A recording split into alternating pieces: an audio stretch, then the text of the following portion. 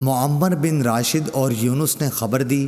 انہیں زہری نے کہا کہ مجھے ابو سلمہ نے خبر دی کہ نبی کریم صلی اللہ علیہ وسلم کی زوجہ مطہرہ حضرت عائشہ رضی اللہ عنہا نے انہیں خبر دی کہ جب حضرت صلی اللہ علیہ وسلم کی وفات ہو گئی، ابو بکر رضی اللہ عنہ اپنے گھر سے جو صح میں تھا اپنے گھوڑے پر سوار ہو کر آئے، اترتے ہی مسجد میں تشریف لے گئے۔ پھر آپ کسی سے گفتگو کیے بغیر عائشہ رضی اللہ عنہا کے حجرے میں آئے، جہاں نبی کریم صلی اللہ علیہ وسلم کی نعش مبارک رکھی ہوئی تھی، اور نبی کریم صلی اللہ علیہ وسلم کی طرف گئے۔ حضور اکرم صلی اللہ علیہ وسلم کو برد حبرہ یمن کی بنی ہوئی دھاری دار چادر سے ڈھانک دیا گیا تھا۔ پھر آپ نے حضور صلی اللہ علیہ وسلم کا چہرہ مبارک کھولا اور جھک کر اس کا بوسہ لیا اور رونے لگے۔ آپ نے کہا،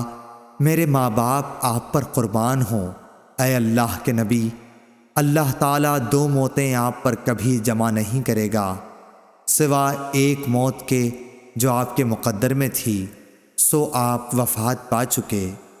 صحیح بخاری حدیث نمبر 1241 1242